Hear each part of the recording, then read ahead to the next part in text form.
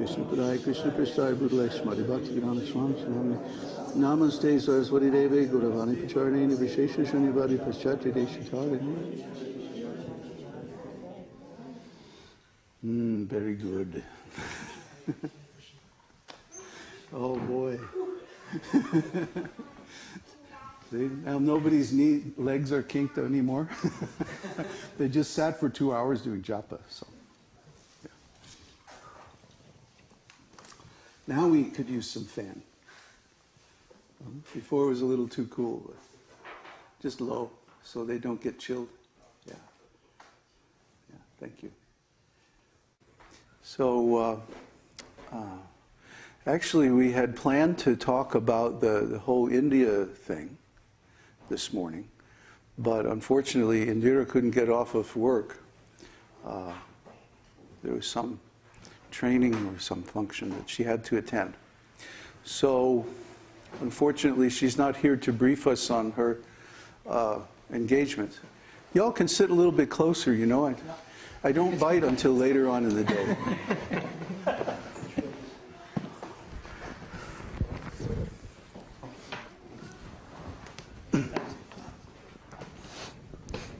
But I would like to have a little community meeting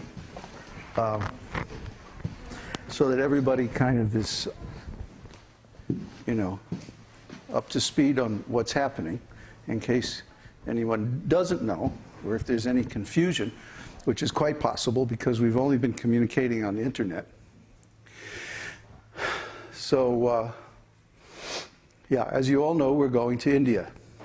That's our next adventure monk expedition. And you might say, well, why did you leave Chile, and go to India? And, you know, really, Chile is a wonderful place. How's that?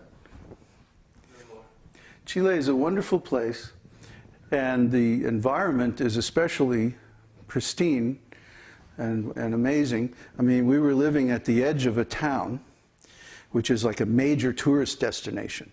The place is just overrun with tourists in the summer. But we were there during the winter. The seasons are reversed, so now it's winter there. And we have a hose, a plastic pipe, that goes up the hill from the house we were staying at.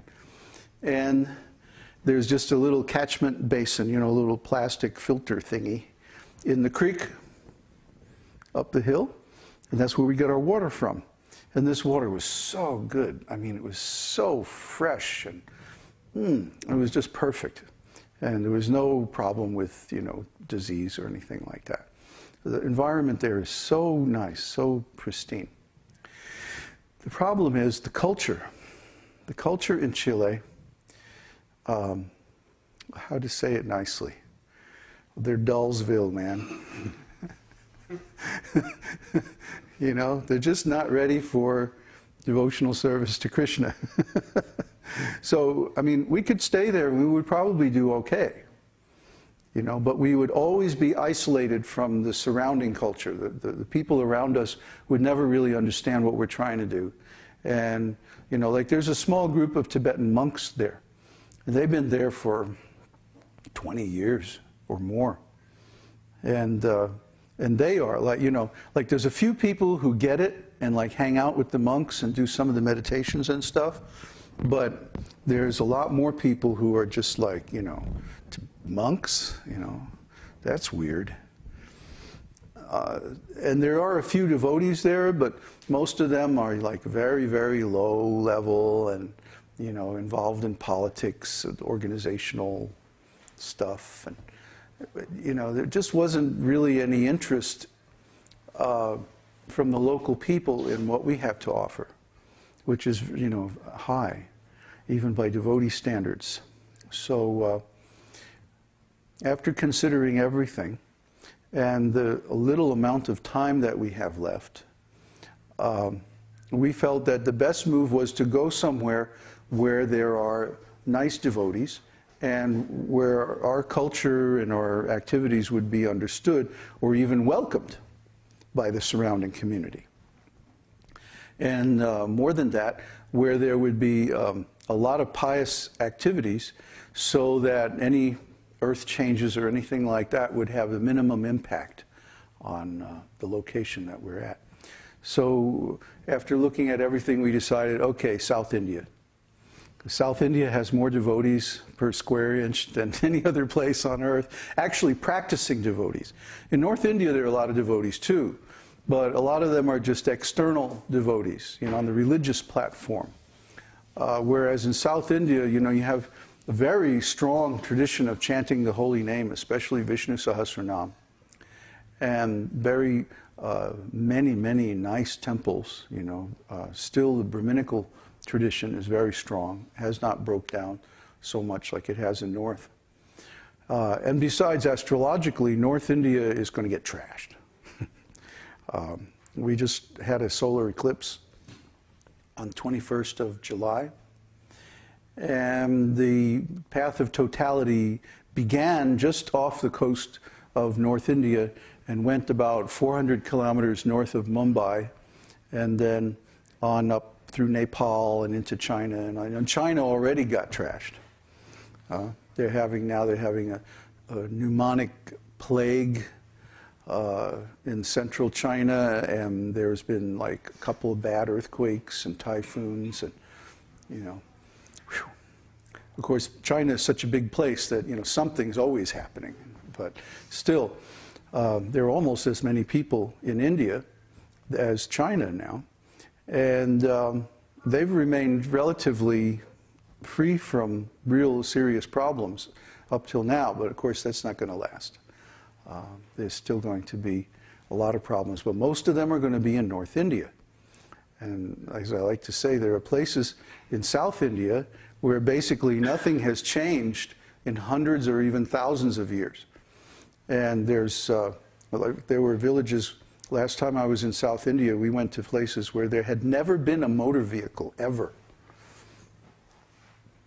You know, I mean, maybe they saw a plane flying overhead. That was about the closest they got to any kind of, you know, horseless carriage.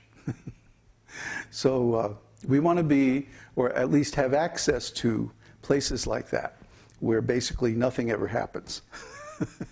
That's the best place to be when everything gets crazy. You want to find the most boring place possible. But we also want a place where there are compatible cultural values, where we as sadhus would be welcome and understood, and, you know, get support from the surrounding community. Because to get through a big time of problems like this, 2012 requires a community. You can't do it even as a family-size unit. Would be very difficult to get through it. You need a whole community where everybody can work together and cooperate. So anyway, that's why we chose to go to India, specifically South India. And then there's another side of all of this, which is the university program that Indira is working on. And Indira, I don't know how many of you know, is well, what is she exactly? Student Affairs Coordinator or something like that? Yeah. At a very prestigious Southern Illinois University at Urbana-Champaign, which is a model campus for a lot of things. A lot of institutions follow their lead. They're really, you know, on the cutting edge. And there's a lot of interest in India for her to import her skills into India and share them, because, well, the way she put it is, right now there's really no faculty or staff improvement programs in India in the universities. You know, I don't know how they expect to get high quality staff. So anyway, she would be very, very valuable there. And I remembered a typical or a previous moment in my own career when I was in her position. And what I did is I became a consultant. So I've suggested this to her, that she should become a consultant, not an employee of a university, but a consultant and a content provider. She has an MBA program that she has designed for higher education administration. And she can license this program, not to just one university, but to a number of universities. And that way, our program, our University of Higher Knowledge program, would come in along with this as part of the Student Affairs program. And our rationale for that is that Indian graduates are more employable and more valuable in their organizations because of their cultural background. And we've been over all this before, that when you have a big extended family, you learn how to have relationships with all kinds of different people. Not just people your age or people who are similar in taste or economic background or whatever, but all kinds of people. And this is extremely valuable working in any kind of organization, because of course there's going to be a big